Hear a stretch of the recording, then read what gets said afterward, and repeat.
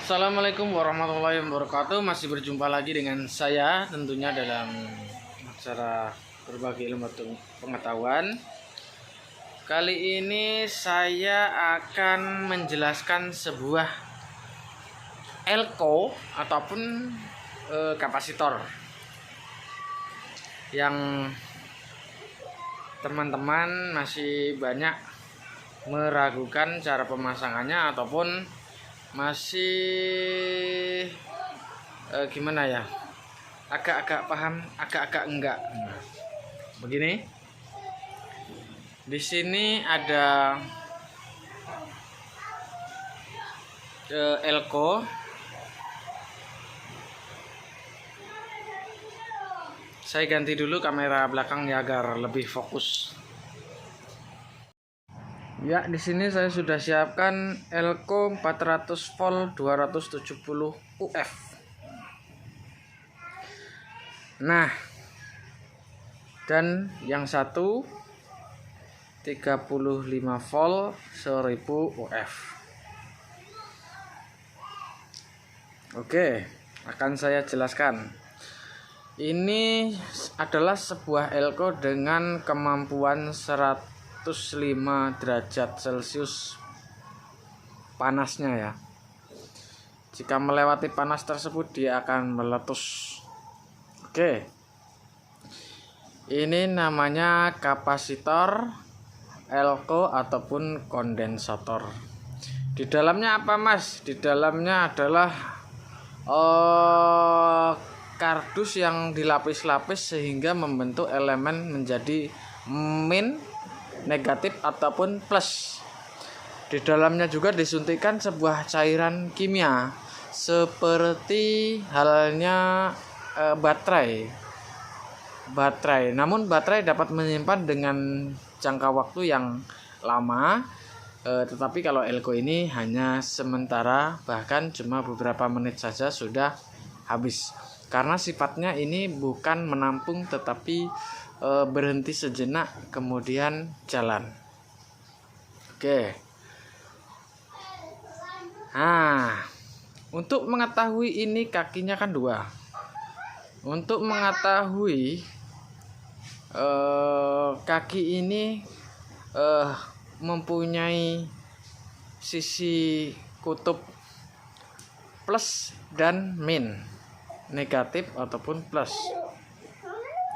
Cara mengetahuinya dari mana, Mas? Cara mengetahuinya biasanya di sini ada simbol ataupun di badan sebelah sini mempunyai simbol negatif. Nah, ya ini mempunyai simbol negatif ya. Strip ini kan min, menunjukkan bahwa kaki ini adalah kaki negatif. Di sini juga ada tanda seperti titik-titik ini di kakinya ini menunjukkan bahwa kaki negatif. Oke, untuk mengetahui berapa jumlah nilai yang harus diganti ketika elko meletus, jika melihat di sebuah blok elektronik mengetahui bahwa elko tersebut meletus. Jika dia seperti ini mempunyai sayap kiri yang berbentuk min, ini namanya elko. Bisa dicarikan seperti ini juga. Bisa dicarikan seperti ini dengan nilai. Dilihat dari badannya, nilainya umpamanya kebutuhannya adalah 400 volt dengan nilai ukuran UF, kemampuan daya simpannya 270 UF. Nah, apa boleh digantikan dengan yang lain? Tentu saja boleh. Umpamanya yang meletus ini ukurannya 400 volt, digantikan 450, biasanya tidak bermasalah. Yang terpenting adalah jangan mengganti sesuatu elko dengan ukuran di bawah aslinya. karena nanti tegangannya kita tidak tahu bahwa tegangan itu berapa. Kalau kita ganti di bawahnya, maka dia tidak akan mampu menahan tegangan yang ada. Kalau 270 F ini bisa diganti atau tidak? Tentu saja bisa, tergantung dia sifatnya. Kalau sifatnya umpamanya di ampli, dia butuhnya mikronya besar ya, karena butuh tegangan standby-nya lama, maksudnya agar menyimpan tegangan itu lebih lama. Kalau di sifatnya cuma sementara, cuma di bagian power supply, biasanya nggak terlalu. Power supply ini power supply TV ya, cuma 270.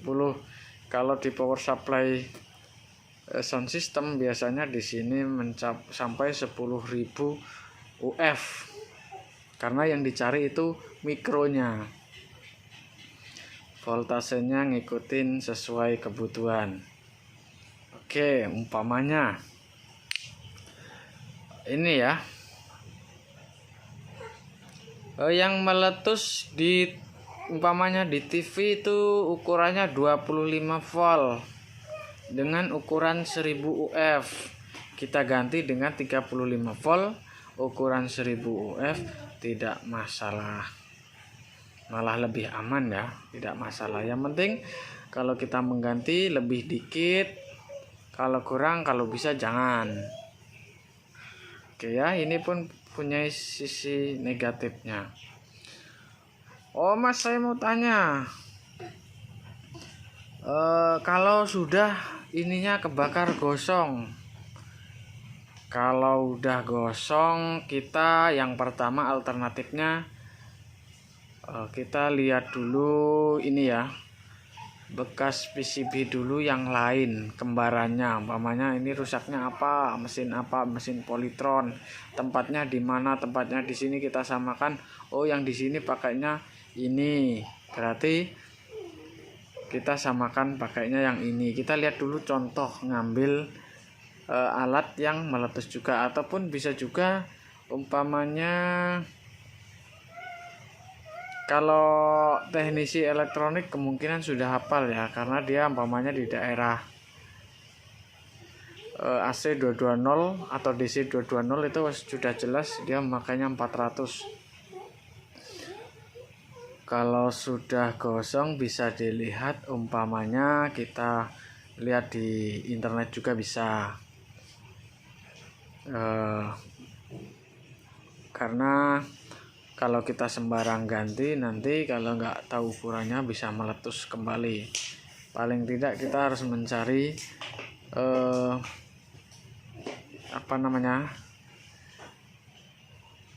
persamaannya dulu. PCB elektroniknya itu kita samakan dengan PCB yang lain, bahwa yang duduk di situ itu adalah ukurannya berapa. Jangan asal ganti. Kemudian untuk pemasangan negatif ini dengan positif yang sebelah kaki ini tidak boleh terbalik ya. Kita lihat lambang setelah kita lepas di PCB. Umpamanya ini adalah kotak anunya, mesin elektroniknya. Nah, yang kita cabut adalah ini, umpamanya kaki.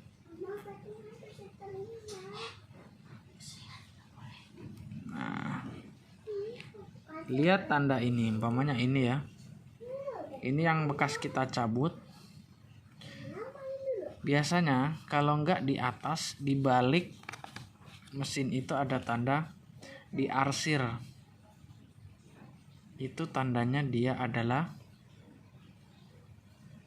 negatif yang diarsir, sementara yang ini adalah yang positif. Kemudian ada lagi tanda setelah dicabut seperti ini.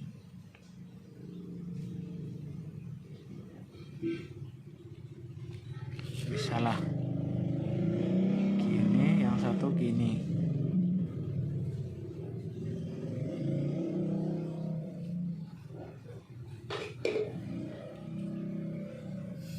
ini tanda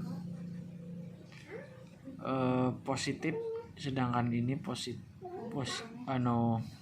lambang negatif. Jadi nanti ini kita pasangnya jangan sampai terbalik, pasang elko-nya ya. Jika tidak ada tanda plus dan min, kalau kita lihat lengkungannya gini, yang satu agak lurus seperti ini, dia agak melengkung begini, yang satu enggak terlalu melengkung. Biasanya di sini plus dan di sini min. Oke, terima kasih telah menyaksikan ini bukan ilmu tetapi pengalaman sedikit. Mudah-mudahan bermanfaat.